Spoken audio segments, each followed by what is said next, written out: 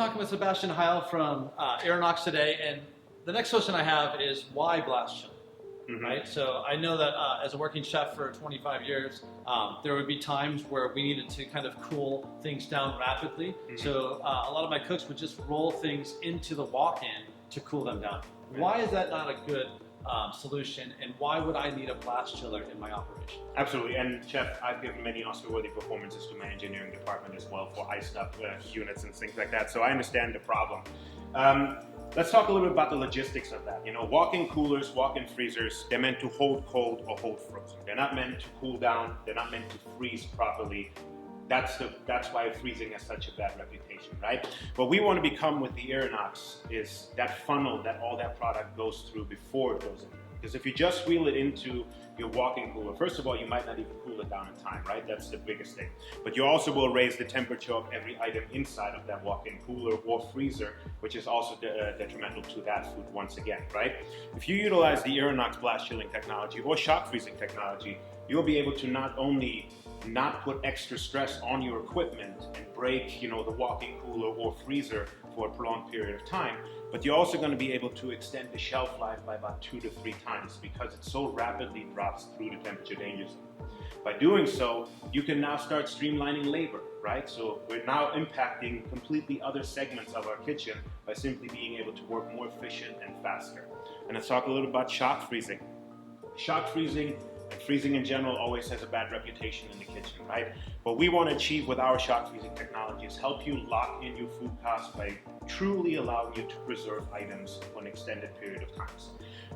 So you're talking really more about true preservation. Absolutely. As a chef, I knew that if I had to freeze something, I was going to get it out at a certain, I was putting it in at a certain quality, but I was always going to get it back out at a lesser quality. Correct. So with this, it's really about true preservation. So Absolutely, absolutely. We want to move away from you freezing something as a last resort because you've fed your staff 4 times with it, you've made soup and so on and so forth. I got a great deal. And Exactly. I just wanted to utilize it. But it only really is a great deal if you are able to utilize it at the best possible quality, right?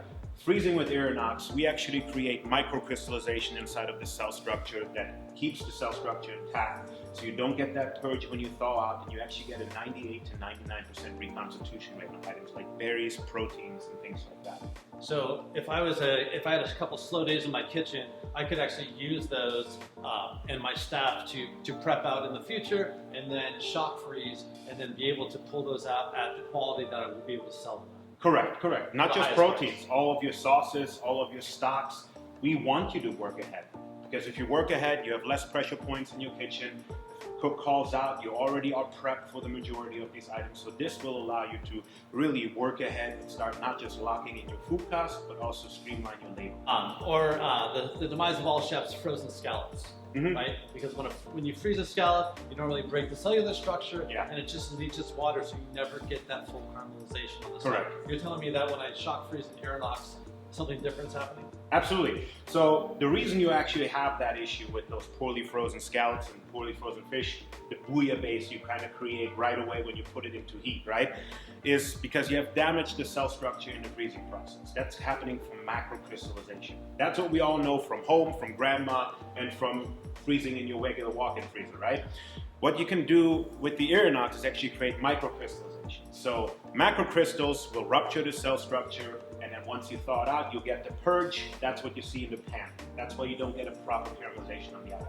With the microcrystallization from the Irinox, you keep the cell structures intact, you keep the moisture inside of the food product, and that will allow you to get proper sears on all of your food, fish, all of your product, meaning your proteins and so on and so forth. So I could truly take advantage of specials from my fishmonger or my Absolutely. produce guy and be able to sell them at the highest quality, at the highest price, instead of having to put them in a soup or make a stock out of it. Exactly, and we've done these tests with sushi masters. You and I have done it with them.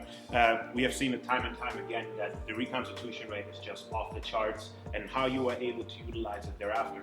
And let's just talk another scenario. Let's say you buy all your beef for Christmas already at Thanksgiving.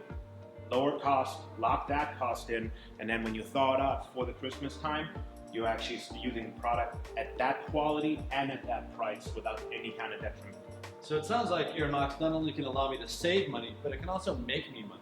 That is correct, by simply not having to throw things out. Minimizing food waste, and food waste is one of the biggest factors in the kitchen for where your money actually goes. We can help with that. Well, my chefs always in culinary school always told me that restaurants close by what they throw away in their trash can. Yeah. So it seems like Irinox is a vital component to survive. Absolutely, Really and that's what we want to be. We want to be that funnel that all your cold, hot food goes in to cool down, to freeze down, to start being able to build inventory, to start having product that on day 5, 6, and 7 is still the high quality that you had on day 1. Well, I'm really impressed. Thank you so much for your time. Thanks for having me, Chef.